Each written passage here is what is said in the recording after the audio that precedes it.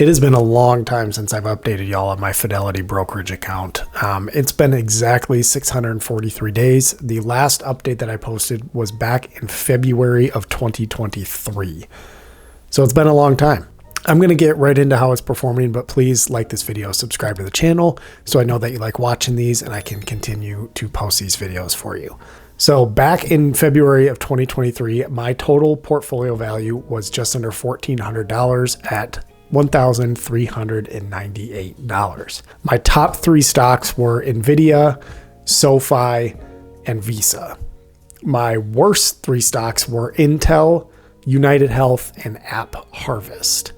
My strategy back then was $100 a month, and it was dispersed between whatever stocks I was purchasing that month. I would generally spread it across like $20 into a stock or $50 into a stock, etc. Just depend on what I wanted to buy that month and where my research was leading me to purchase. And my strategy has not changed at all. So I have still continued to do $100 a month. That has not changed. I have not added any more than that. And that's what I continue to do every single month, is just put $100 into this account. Just a quick disclaimer, this is not my only retirement account. For those of you watching, this is my only brokerage account. However, I've got other accounts with an advisor, 401k program at work, Roth IRA, etc. Before we get into this update, please like and subscribe to this channel so I know that you like watching these videos and I can continue to update you on this portfolio. One point that I want to make just to start out this update is that small investments and patience over time really do add up. So like I mentioned, my account was just under $1,400 back in February of 2023, or about 643 days ago. And that was 21 months ago that I last uploaded an update. So over the last 21 months, I have put $100 each month, so $2,100. So you'd think my total account value would be right around $3,500, so $1,400 plus that $2,100, maybe $1,600, maybe $1,700 with the growth, hopefully, that I have invested. But the total of my account today is just under $6,000 at $5,838.74.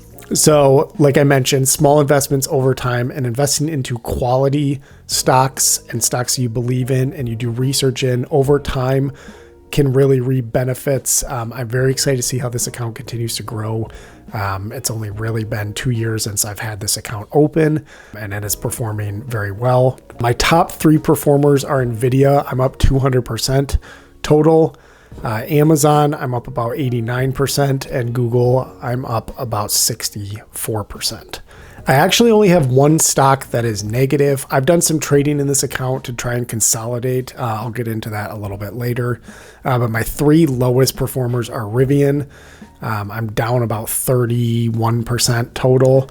NVR, I'm up 22%, but it's one of my lower performers if you look at my entire portfolio. And then AMD, I'm up about 31%. So really only one stock is in the negative. So I'm very happy with how this portfolio is performing. You can see my entire list of stocks that I own. I used to have closer to 30 stocks. And today, the day of filming, November 7th, 2024, I only have 14 stocks that I am holding overall. Year to date, my portfolio, I'm up exactly 31%. I'm continuing to do research on stocks to add to this portfolio, or I'm continually dollar cost averaging into stocks that I've already done research in and I believe in them in the future. For instance, Rivian, like I mentioned, it's the only one that I have negative, but I do really love what Rivian is doing. I believe in that company. And I'm excited to see with more future vehicles that come out, how that helps their overall company performance and what that does to the stock price. They're releasing some more affordable cars that should come out in the next year, year and a half.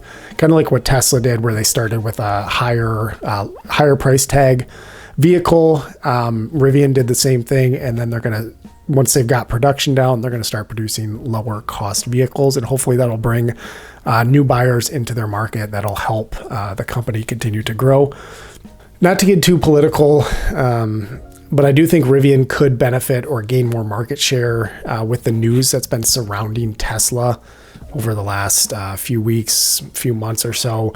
We all know what's been going on in politics with Elon's political affiliation. And generally, the states that Tesla sells most in are generally not aligned politically with Elon. Now, I'm not to say people are going to jump ship from Tesla and jump to like a Rivian, because Tesla builds good cars, but there's people that have strong opinions on that. So that's just speculation. We've seen Tesla go crazy over the last week and a half, really since the election. So I could be completely wrong because Tesla's been going way up, and Rivian likewise has been going down. That's just a little tangent over why I think Rivian could be a good stock, but make sure you do your own research. To get back on track, my total portfolio gain is $2,031.86, or about 54% up.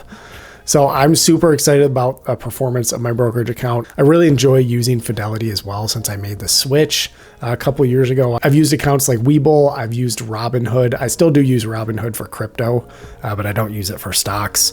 And I've also used M1 Finance, and by far Fidelity is my favorite for ease of use, research, etc. It's just my preferred brokerage account. My goal is to continue to update you on how this portfolio is doing and not have such large gaps in between updates. So if you can, make sure you subscribe to the channel, like this video so you do not miss future updates. And we'll see where we can take this. Thanks for watching. We'll see you in the next video.